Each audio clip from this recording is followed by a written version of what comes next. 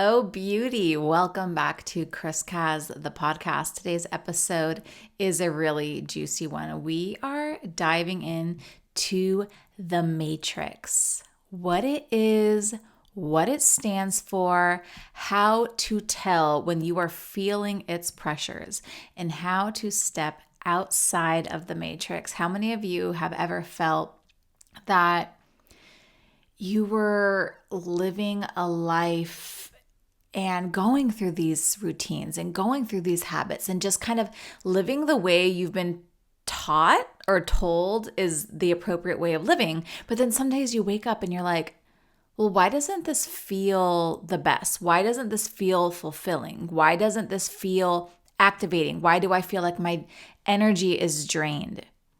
That is because we are living in what is called the matrix. The matrix is essentially the systems, the structures, the infrastructures that we have built around us. These include financial institutions, these include educational institutions, workforce, judicial system, all the things that give us this sense of structure and stability, at least at some point in our, past. But in its essence, in the essence of the matrix, there are beliefs that are perpetrated because the power and the hold and the magnetism that these systems have over us. There's ways of thinking. There's ways that we begin to treat ourselves because of what the systems tell us life is and how we should be engaging in life. So I'm sure out there in, the spiritual online space and the healing world, whatever, you guys may have heard people reference the Matrix. And the Matrix is more than just a sci-fi movie. It's this invisible system and the structures that shape our minds, habits, and our sense of reality. So in this episode, I'm breaking down what it is, how it keeps you small, and how you can begin to unplug so you can really reclaim your joy, your power, and your place in the new dream that's being born. Keep listening, because once you see it, you can never unsee it. So I remember a time in my life where I had 2 kids at this point, and I remember just looking at my husband and being like, who decided that this is what living is? And it was like I woke up one day with that in my head. I'm like, this, you're going to work every day. You're leaving super early. I'm waking up alone, with the kids, doing the whole thing. And I just felt like we were just living on this hamster wheel. There was absolute disconnection from my body. There was absolute disconnection from my energy field, from my emotional health, from my heart, from my soul. And what I was really starting to become aware of is that I was living based on something that was passed down to me, a belief system on what life should look like, on what our daily, everyday lives should look like. And Eric and I were just going through the routine, doing all the things that we thought we were supposed to do, but it felt off. It felt wrong. How many of you can relate to that? And so at that time, I just kind of put those thoughts to the side. It was also during this time where I was really, my intuitive gifts were really starting to kick up, and I was having a lot of kind of wild experiences as everything was getting turned back online, because I definitely shut that stuff down as a kid. And I remember in one of my first ever experiences doing channeled writing. So channeled writing is kind of when you allow your brain to get into a trance state. So this is through meditation. It's basically you get your brain in the wavelengths that you're like beta, right? Beta, delta wavelengths. And then you start writing and you ask questions. And I can't remember the exact question I asked, but something came through that really surprised me. And I think I was asking something along the lines of like, why is this stuff happening to me? What is going on here? Like, why all this change in my life all of a sudden, and why this time? And what came through was a message. And you got to understand, like, this was maybe 8 years ago, like 7 years ago. I was not as into this world as I am now. So this was all very foreign to me. But what I wrote was that the world is changing and that there's cracks in the systems, cracks in the foundation that we have built our lives on, particularly as Americans. And those cracks were going to start becoming visible, and they were going to start getting bigger. And we were going to feel the pressure and the shifts as these cracks got bigger and bigger in the foundation of what we know in the matrix. And I asked, well, I literally wrote down who will feel this the most. And what I wrote next was those who have become more accustomed to the illusions of safety. So as Americans, we live very comfortable lives, many of us, and we're used to feeling like, oh no, we're always safe. We have these giant financial institutions that are holding us. We have this, education system that our kids could fall into. Like we have all this structure, but it's as these cracks in these systems get bigger and bigger, and we feel the pressure, we feel the most worried. We feel the most scared because we're so used to feeling held. We're so used to feeling secure, right? And so that was the message there. And then I asked at the very end, will I get to see this change? And I wrote down a very clear yes. I like it to be known that when it comes to intuitive messages, we are humans. So there absolutely is truth that we're tapping into. But it's also coming through the filter of our own personality and our own egos, right? And timelines are sketchy. I mean, unless somebody really specializes in doing like timeline readings and all that, it is really difficult. Sometimes you get a message and it's not for now, it's for like literally 20, 30 years from now. Do you know what I mean? So I'm not saying that you need to go run off and like take all your money out of the bank or anything like that. But what I'm saying is that this was a genuine experience I had when these ideas were very foreign to me. I'd never heard of things like what I was writing down, right? Of like systems and infrastructures cracking and literally falling down, having a tower moment.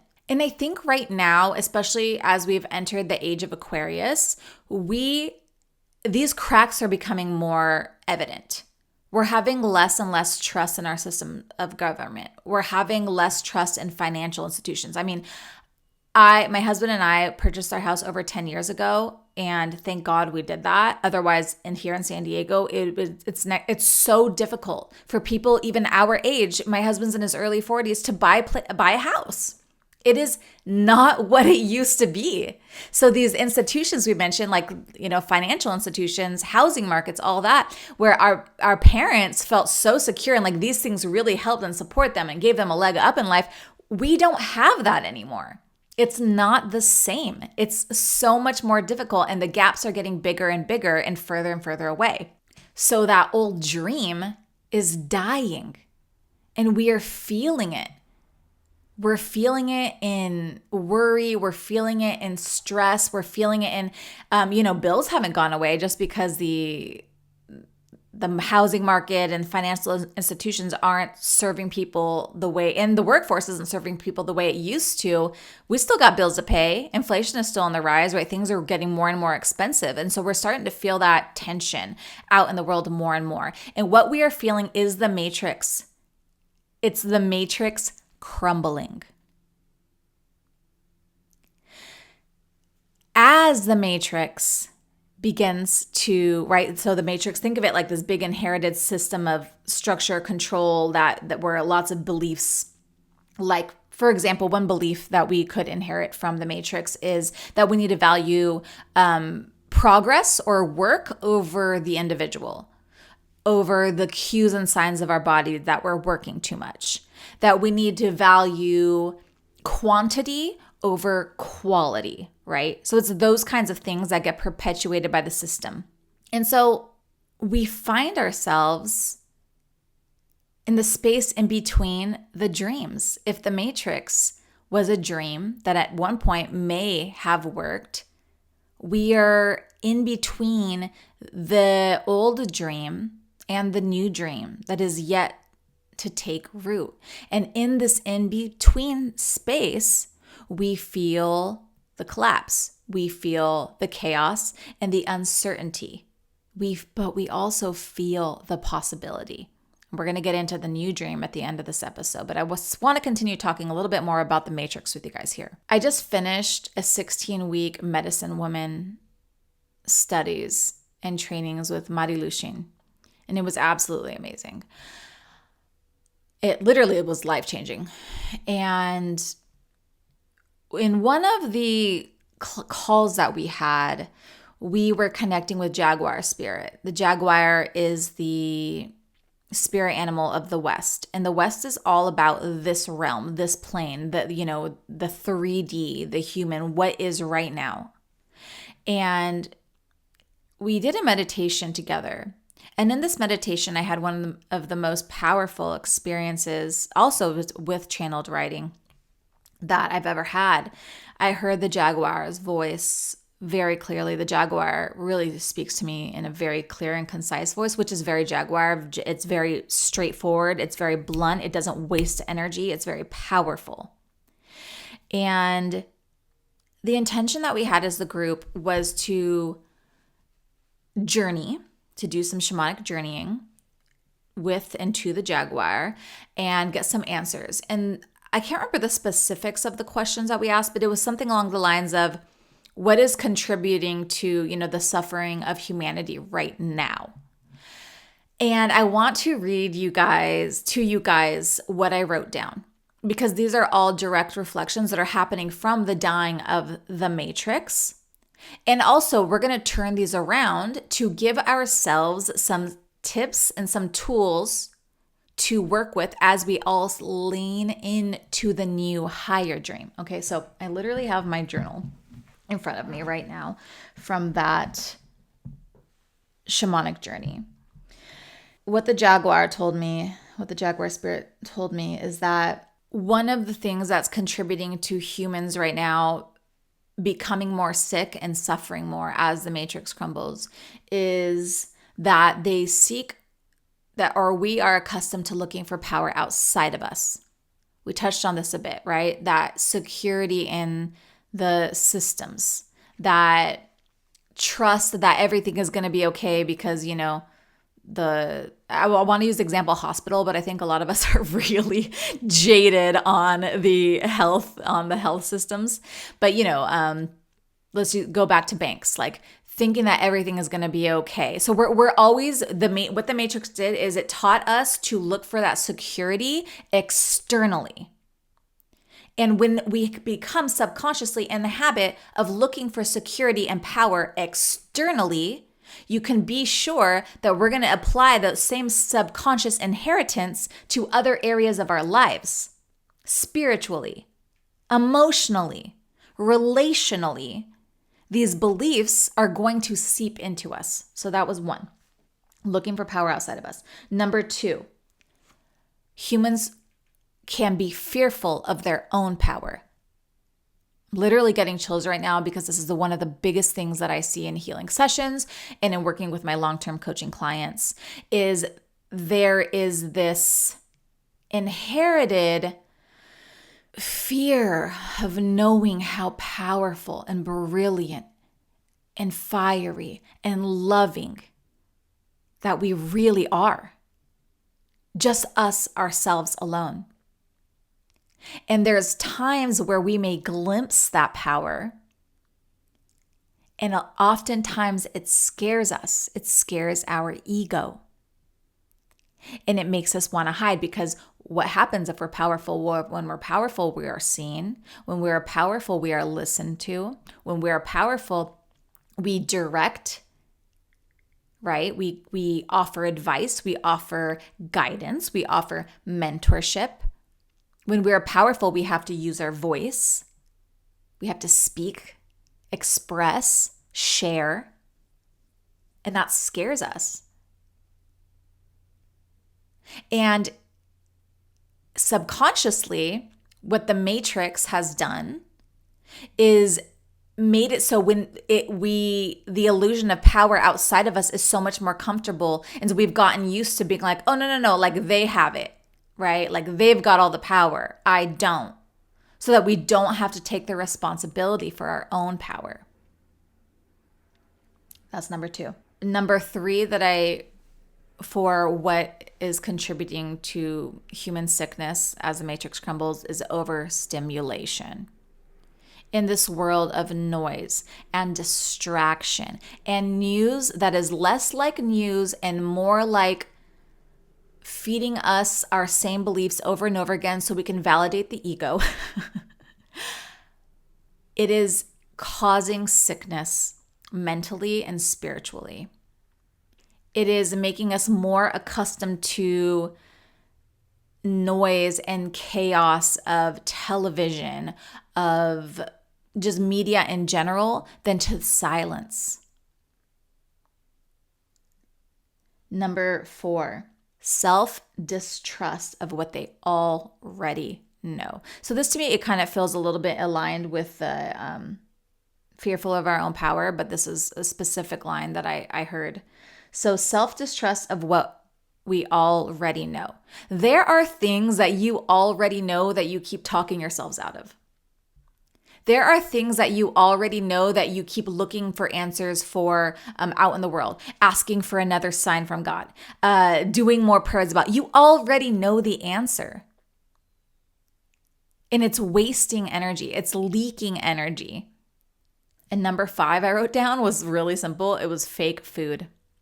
One of the biggest contributing factors to humans being sick as the matrix or ill as the matrix crumbles is fake food. You guys, what most Americans are eating is literal garbage. Like, I can't even believe that we're so used to this and it's such a norm. It's really sad. When we're putting all this processed food in our bodies, all of that is energy, right? Even if it has zero energy nutrition-wise, the energy of the mass production, the energy of the greed, the energy of trying to lie and manipulate people into thinking and convincing people that these snacks are, fun and aren't really going to do anything bad for you. It's like, it's dangerous because your body, in order to have a solid relationship with our intuition, in order to have a solid relationship with spirit, with Mother Earth, with the energy around us, with each other, we need to feel good in our bodies. One time, I went with my daughter to, I was going to volunteer and I arrived early. So I went to lunch with her at her school and I was seeing the food that the kids were eating. And I was just like, saddened, really, thinking like, oh my gosh, this is the sustenance or lack of sustenance that kids are having every single day before they're before they're going to learn. And we wonder why kids have really short attention spans. We wonder why stress and anxiety exist. Dude, now that I've have a healthier habits, I would say healthier than most Americans, not like top notch, but I definitely try. When I eat poorly, I feel like shit. Like I really, really feel it. Even my husband and I, we went to a restaurant a few months ago with my parents and we ate restaurant kind of shitty bar food. I think it was like fried chicken or something like that. And we were like literally, my husband's like, I feel hungover. I'm like, I feel hungover too. Like you could really feel, so when your body starts getting used to food that is healthy and actually has nutritional value, and then you go back to shit food, like you start to think like, oh my gosh, I used to eat this kind of stuff all the time. And no wonder I was so anxious. No wonder I felt depressed. No wonder I felt like my moods were all over the place all the time. How can we make good, healthy decisions for our lives? How can we have a solid intuition when we are feeding our body the very thing that is working against it? Our body is the vessel through which we do all of our magic, through which we live our life, through which we care for our children. So fake food. So if we twist all of these around, these kind of warning signs maybe, we can find steps that will really support us as we begin to collectively weave a new dream. So number 1, looking for power within ourselves. Stop outsourcing and start self-sourcing power and security. Number 2, don't fear your own power. Embrace it. Number 3, be mindful of your consumption of media and stimulation. Bring more silence and nature sounds into your life. Number 4, start trusting what you already know. Start taking action on what it is that you already know. And number 5, be more mindful of the kinds of foods that we are eating and the kinds of food that we are feeding our family.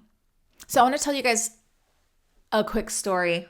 And I am not claiming to be some sort of authority on this. I'm just reiterating a story that really stood out to me about the Matrix. And this is about ancient Peruvian wisdom. So before the colonizers arrived in Peru, there was a very strong spiritual understanding in the Peruvian cultures. And not to glamorize or say it was all perfect there all the time. It wasn't, because there was already a downfall that was starting to happen when the colonizers arrived.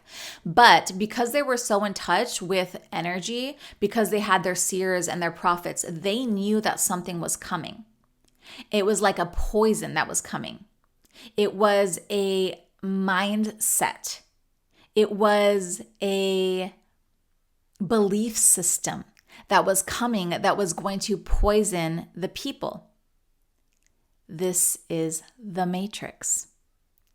And what they did is that certain groups took their people way high up in the mountains, and they had this arrangement with the energy of the mountains for protection. And there's a lot of history there that you guys could research. But to summarize, is that they knew that this was coming. They knew that there was, it's a paradigm is the word I'm looking for.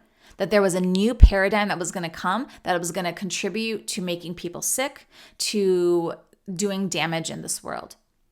And if you think about it, the colonizers that came, the reason that everybody was spreading all around the world, infiltrating different cultures, demonizing their spirituality, hurting them, making them sick, murdering them, was they were doing it for the crown. So wherever they came from, it was, Spain, France, whatever. They were all trying to do it. They were land grabbing. The crown is inherently the most hierarchical, patriarchal system, where there's one person calling the shots, saying what is right and wrong, and the power is not evenly dispersed, where profit is valued over human lives. And so these systems begin to spread all over the world, spread spiritually all over the world as well. And it just fascinates me hearing these stories, because they knew it was coming. But what they also knew was there's going to be a time when the moment was ripe, where all the wisdom that they so carefully protected and tried to preserve from the sick paradigm that was spreading, where there would be a moment where it would be safe for that information to begin spreading. And that is the time that we're in right now. And that is why these people are sharing and spreading their wisdom. And I think we all can feel that. I think we can all feel the old dying and the little bit of insecurity. When you're like, there's about to be a really big change in your life and you feel nervous and kind of scared because you can't really see it yet. That's the phase that we're in right now. And so what our job is to hold a higher vision for what is possible, to take those, even those just 5 steps. There's so many more things that we could do, but just taking directly from the Jaguar spirit, those 5 points, and looking at our own lives and saying, how can I hold a higher vision here? How can I, what's coming to my mind is be more life. Because all of these things that I shared, those 5 points, they're all anti-life. They're all give power away. They're all be a cog in the machine. They're all produce until you drop dead, right? Stop asking for what you need, right? But it is life to be in touch with the body. It is life to be in flow with cycles. It is life to eat nourishing foods. It is life to find God, find source, universe, power within. That's life. It's brimming with life. We need to be life. We need to bring more life into our lives. More faith, more trust. And when those doubts come in that tell you that who do you think you are? You can't do that in your life. Who do you think you are? What you do doesn't matter. Doesn't matter. It does. Each one of us need to light up with life. Stop distracting ourselves with social media all the time. Stop becoming completely consumed with energy outside of ourselves. What is social media? When you open that phone, do you know all the energy that you're being exposed to? It's crazy. We need to reclaim our own lives and live fully. Make that the standard in our homes and for our children. And that's how we weave the new dream that's being birthed right now. Rebuilding the world starts with reclaiming the self. And as we reclaim the self, it's like we all hold hands and we can build something better and higher. I believe that we chose this. I believe that we chose this time, that we're all here for a reason and we all have parts to play. And it can be uncomfortable as the world changes, as life changes. But we're going towards more life. We are co-creators in the new dream. And it starts now. It starts right now with just your presence, with your power, and your willingness to unplug from the matrix. All right, everyone. I love doing this. Honestly, you know why I love this so much is because, no joke, this is how I spend my life is thinking and talking about this kind of stuff. I've done it since I was a kid, just off in another planet, thinking about like all this kinds of shit, spiritual stuff, God, the way workings of the world and all that. And the fact that I get to share this with you all kind of blows my mind. I love technology. This is so rad that we get to do this. So if you love this episode, share it with somebody. Let me know. If you could please leave a review. For me, that's incredibly helpful, or share it on Instagram. Thank you. I hope you have a beautiful and blessed day. Power to the people. I hope this episode lit you up today. If you loved this episode, I would love it if you could hit subscribe, share, or even leave a review for me. Your interaction is so powerful for a little podcast like mine. Head on over to Instagram at the links below to stay connected. Until next time.